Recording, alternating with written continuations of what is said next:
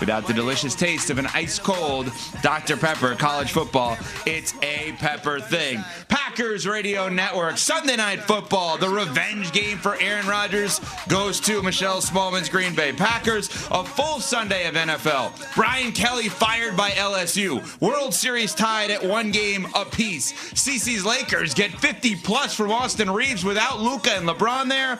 We got a wild one today. Hello, Michelle Smallman, Chris Canty, Evan Cohen with you. Good morning, everybody. How we doing? Doing pretty good. Good football weekend for me. My Virginia Cavaliers took care of business against the Fighting Chapel Bills. I know you. There was an effort there from UNC. There was an effort. I don't know why my team just doesn't cover. They find a way to win the game, but they don't cover. And it keeps me from being able to enjoy the damn game because that should have been a blowout. But Virginia has this terrible habit of playing with their food. But I digress. Anyway, good football weekend for me, Small. A win is a win, CC. A win is a win. You may not cover, but you got the win over you the Chapel Bills. Well, I got a lot of college teams, so Washington beat Illinois. There you go. I had to fight back somehow, but it doesn't matter. It doesn't matter. You have your Green Bay Packers sweatshirt on today. That's right. You Green have Machine. your Green Machine. No, not today. Can't hurt me today. After that Jordan Love performance, there's no chance you can hurt me today. Green Bay beats Pittsburgh last night, 35-25. Pittsburgh and Aaron Rodgers up 16-7 at the half. Yeah, Green Bay in the second half outscored the Steelers 28-9. Jordan Love 29-37, 360, 3 touchdowns. At one point, at 20 straight completions. And Tucker Kraft, yes, he was a judge for a food contest, and yes, he was a judge that awarded a tie, which was horrible, at the Tundra Trio a few months ago. He's just a nice guy. We will forget that for a 7-143 and 2 touchdowns. Small, the floor is yours. Your team last night, come from behind victory, beating Aaron Rodgers. How you feeling today? I'm feeling great today. What a second half performance by the Green Bay Packers, Jordan Love specifically, and of course you just want to get the win no matter what, but what did I say on Friday? This was billed as the Aaron Rodgers revenge game. This was billed as the game where Aaron Rodgers was saying that he doesn't have any grudges or anything bad to say about Green Bay. We saw pregame him hugging everyone. We saw him being very nice, CC, to everybody. But we know that Aaron Rodgers has the memory of an elephant. We know that he wanted to come out there and really take it to his former team, a place where he spent 18 seasons. And I said, this to me was the Jordan Love game. I don't want it to just be a ground and pound win. I want Jordan Love to be like, hey,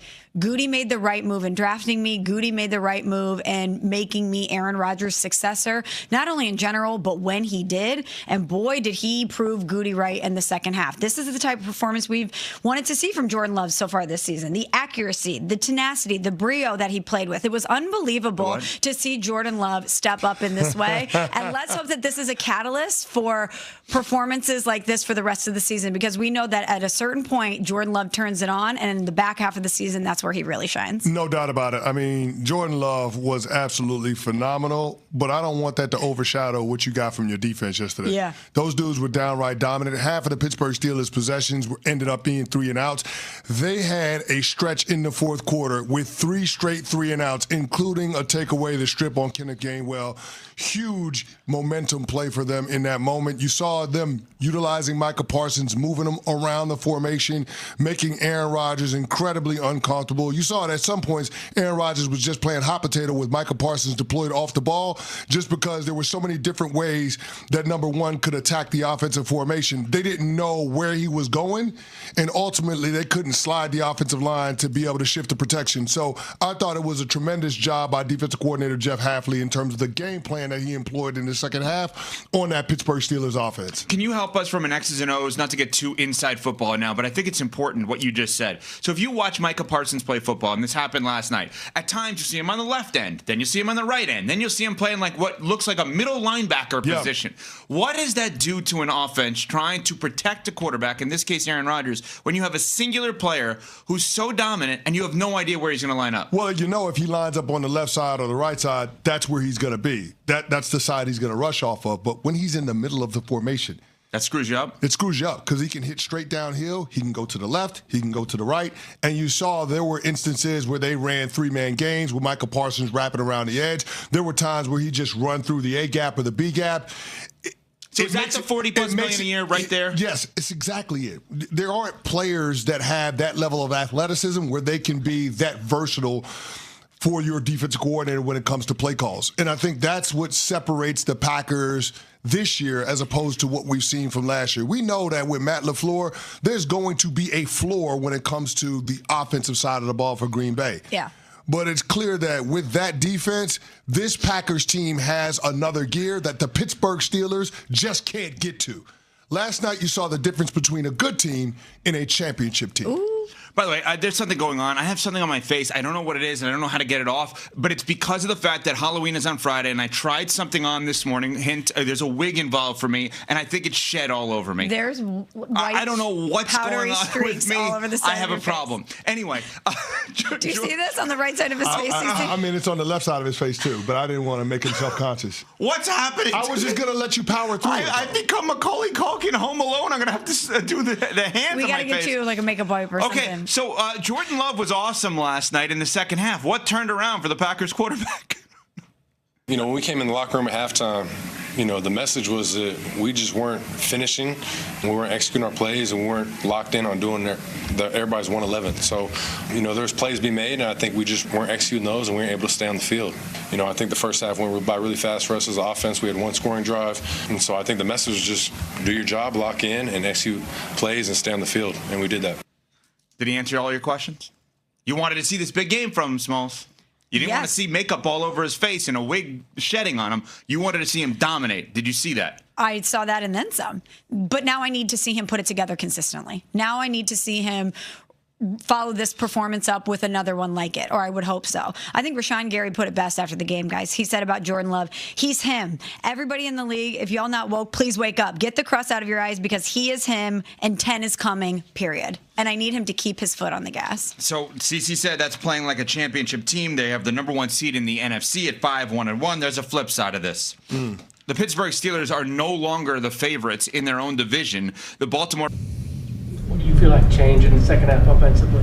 Not a whole lot. I just feel like we had some discipline issues and some penalties that were unnecessary. And then you're not going to win a lot of games when we're so bad on third down.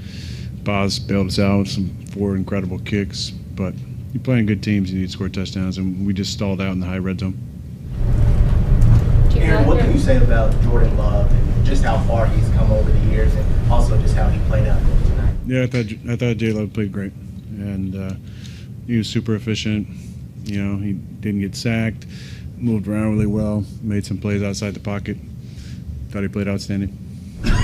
Aaron, not finishing those drives, does that have carryover for the offense? You know, especially heading into the second half when you're not able to finish in the first half? Well, it felt good. It was 16-7. You know, we had a nice drive there at the end of the first half. And then, you know, just didn't decide the game. But the one play where, I don't know, it seemed like the guy was offsides on 3rd and 8 and didn't come up with the catch. They didn't make a penalty call. And then we punt it, and they hit a kind of wild play to 85 to kind of get back in the game. That was like a big momentum turn in the game.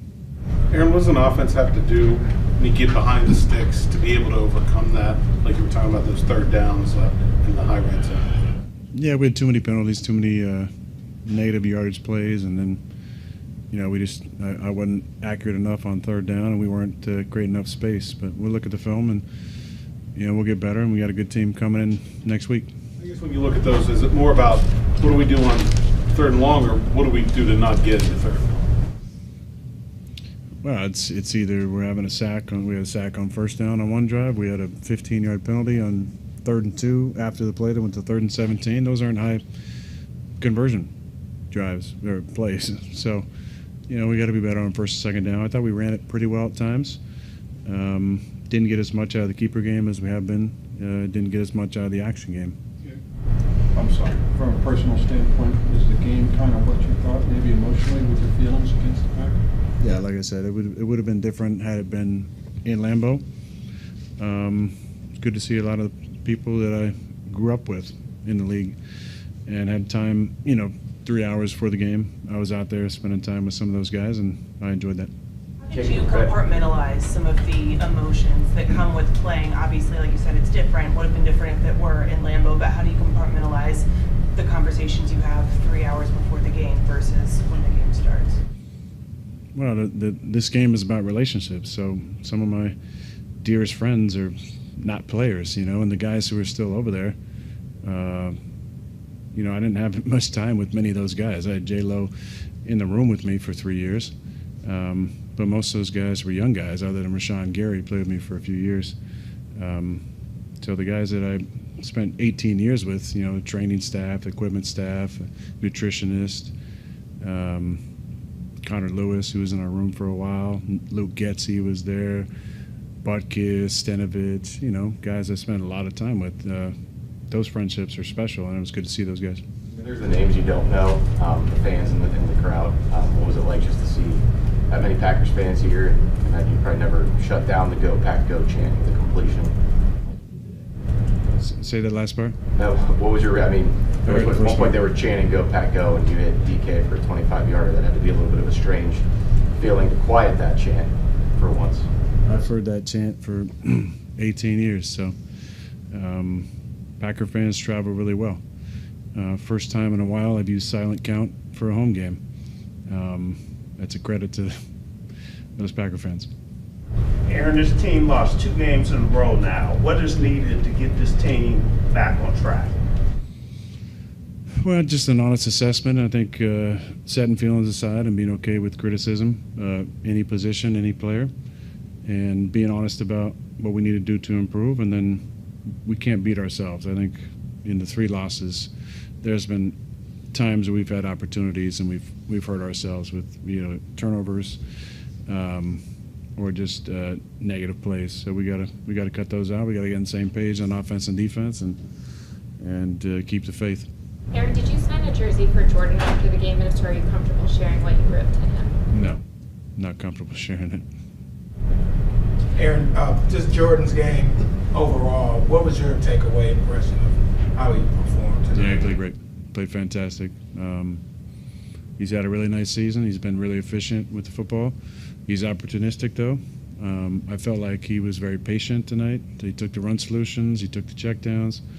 Moved in the pocket well. Thought he played really well. How much did Isaac Seumalo's injury kind of affect what you guys were able to do on offense, particularly in the second half, not being able to go to using the packages with Spencer and Darnell? Yeah, it took one of our pass catchers, off the field and into the offensive line. So that was some change up for us. But Isaac's a warrior, and he wanted to be back out there, but he was, obviously not 100%. We still have big personnel stuff that we can do with 2 tight ends instead of Darnell and Spence, and obviously that's been an effective personnel group for us, and didn't have it, but I feel like we still had opportunities to run the ball well. I thought Jalen, in his limited touches, again, he's a damn good runner. I thought he had a nice game. On the other side of the ball, how deflating was Deshaun's injury and everything he brings to this team day in and day out? Yeah, I love Deshaun. Steelers Nation, we've hit a turning point. Sunday night's loss to the Green Bay Packers wasn't just disappointing, it was downright alarming. A game that started with so much promise, with Pittsburgh up 16-7 at the half, turned into an ugly second-half collapse, where the Steelers were outscored 28-9.